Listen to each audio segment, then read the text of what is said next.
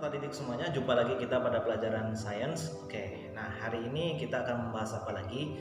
Kalau sebelumnya kita telah membahas tentang the balancing of environment atau keseimbangan lingkungan, kemudian kita telah membahas tentang dampak eksploitasi secara berlebihan terhadap lingkungan. Nah, hari ini kita membahas tentang apa lagi ya? Nah, kita akan membahas tentang upaya menjaga keseimbangan lingkungan. Oke, apa upaya kita sebagai manusia ya yang memiliki akal dalam menjaga lingkungan kita. Nah, pertama ya, upaya dalam menjaga lingkungan ini yaitu kita mulai dari di lingkungan rumah kita. Apa saja yang harus kita lakukan pada lingkungan rumah kita? Pertama yaitu adalah mengurangi penggunaan bahan kimia pencemaran lingkungan. Apa saja bahan kimia pencemaran lingkungan dalam yang berada di rumah kita? Nah, pada gambar sudah ada nih. Contohnya pestisida yang berlebihan, ya. Contoh lagi obat-obatan kimia, ya. Nah, Bapak sudah mengatakan, ya, jika kita sakit, kita lebih banyak minum air putih. Oke. Nah, jangan menggunakan obat terus, ya. Yang kedua, yang paling banyak kita gunakan di rumah kita itu adalah yang penggunaan bahan kimia ini yaitu adalah penggunaan plastik, ya. Penggunaan plastik ini kenapa bisa dikatakan itu paling banyak? Karena itu merupakan polimer yang sangat susah untuk terurai oleh tanah. Makanya kalau bisa jangan menggunakan plastik terlalu banyak. Oke. Yang kedua yaitu mengurangi produk sampah rumah tangga. Ya, kita kurangi produk sampah. Yang awalnya kita berbelanja ke supermarket, minimarket atau sebagainya kita menggunakan plastik, ya kalau bisa kita gunakan tempat yang sangat sering kita bawa dalam kita berbelanja. Jangan sebentar-sebentar kita menggunakan plastik. Jangan sebentar-bentar kita menggunakan plastik. Ya, akibatnya apa? Menumpuklah sampah rumah tangga kita. Ya. Nah, oleh sebab itu kita kurangi produk sampah ini rumah tangga ini. Dengan cara apa? Nah, dengan cara yang ketiga, yaitu adalah memilah sampah. Nah, sampah itu bisa kita pilah dengan sampah organik dengan sampah anorganik. Apa maksudnya? Sampah organik itu apa? Sampah yang berasal dari makhluk hidup yang bisa kita teruraikan lagi, lebih cepat mengurainya. Sementara sampah anorganik yaitu yang berasal dari benda tak hidup. Contohnya apa? Plastik, botol air minum dan sebagainya. Ya. Nah, oleh sebab itu kita pilah sampah kita, mana yang organik kita uraikan menjadi, misalnya bisa kita uraikan menjadi pupuk, sementara anorganik bisa juga kita recyclekan kembali. Oke? Nah, yang keempat yaitu adalah menghemat penggunaan air. Nah, biasanya ketika musim hujan ya kita mungkin bisa menggunakan air secara berlebihan. Namun ketika musim kemarau bagaimana? Nah, makanya kita sedia payung sebelum hujan. Kita hemat air ini sebelum kita melanda kekeringan. Oke? Nah, yang kelima yaitu penghematan penggunaan listrik. Nah, biasanya kita 24 jam nih lampu kita hidupkan, siang malam kita hidupkan lampu. Bagaimana cara kita menjaga lingkungan? Yaitu kita hemat penggunaan listrik. Nah, ya. Nah, misalnya HP, laptop yang selalu kita gunakan 24 jam full, nah kita beri batas waktu-waktunya, ya.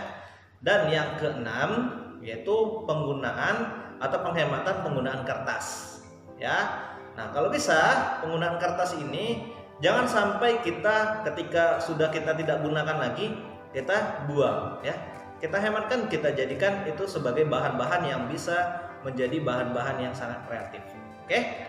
Dan yang ketujuh yaitu menghindari pemborosan bahan bakar. Ya, kenapa? Bahan bakar ini sangat sulit didapat karena apa? Karena dia merupakan sumber energi tak terbarukan. Nah, kalau bisa kita nih sering banyak nih saat sekarang ini apalagi pandemik ini yaitu kita menggunakan sepeda, ya. Kalau bisa kita gunakan sepeda, kita gunakan jalan kaki, ya. Nah, itu dia. Yang selanjutnya upaya menjaga keseimbangan lingkungan tadi di rumah, sekarang di lingkungan masyarakat. Pada lingkungan masyarakat apa yang harus kita lakukan? Nah, yang pertama yaitu adalah kita melakukan reboisasi atau menanam kembali pohon-pohon yang sudah habis, ya, yang sudah rata dengan tanah kita tanami kembali, reboisasi, penghijauan. Dan yang kedua yaitu menjaga kelestarian hutan. Jangan sampai yang hutan yang berada di lingkungan kita babat, kita basmi, ya. Kalau bisa tetap kita jaga kelestariannya. Dan yang ketiga yaitu melindungi satwa langka. Nah, kita lihat fenomena saat ini adalah banyaknya satwa langka masuk ke pemukiman warga. Salah satunya yaitu adalah harimau, ya. Nah, kalau bisa kita lindungi satwa langka ini, jangan sampai kita babat hutannya, ya. Makanya itu kita perlu reboisasi, kita perlu melestarikan hutan. Biar apa? Satwa langka ini masih tetap bisa bertahan hidup dan populasinya masih tetap terjaga. Oke, yang keempat yaitu bijak dalam bercocok tanam. Nah, apalagi pada saat pandemik ini, orang lebih banyak bercocok tanam, ya. Orang lebih banyak menanam bunga, ya. Orang lebih banyak untuk memelihara bunga, menanam bunga, menjual bunga. Nah, kalau pesan Bapak, bunga boleh. Tapi lebih baik kamu menggunakan yaitu namanya apotek hidup.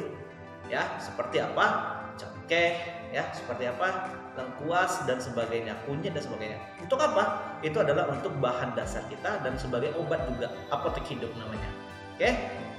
Yang kelima ada hal yang lainnya, yaitu mengkonsumsi hasil pertanian dan peternakan dalam negeri. Jangan sampai kita menggunakan bahan-bahan yang impor, daging impor dan sebagainya. Ya, kita gunakan yang dalam negeri saja. Dan yang keenam, analisis mengenai dampak lingkungan. Kalau kita ingin membangun sesuatu, kita lihat dulu, ya. Nah, untuk AMDAL ini kita ada materinya di semester 2. Oke anak-anak semuanya.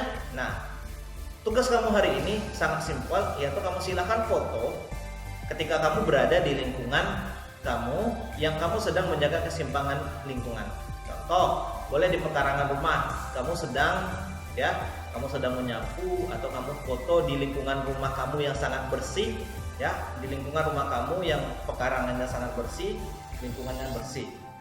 Ya, kamu foto yang mana di situ ada diri kamu, ya, atau lagi membersihkan lingkungan kamu lagi menyapu dan sebagainya. Oke, terima kasih anak-anak semuanya. Nah, lingkungan yang bersih menandakan kita cinta akan kebersihan, dan lingkungan yang bersih juga menandakan orang yang berada di sekitar itu juga bersih. Oke, tetap menjaga lingkungan, ya, dan tetap menjaga kesehatan kamu. Oke, terima kasih anak-anak semuanya. See you next week. Bye bye.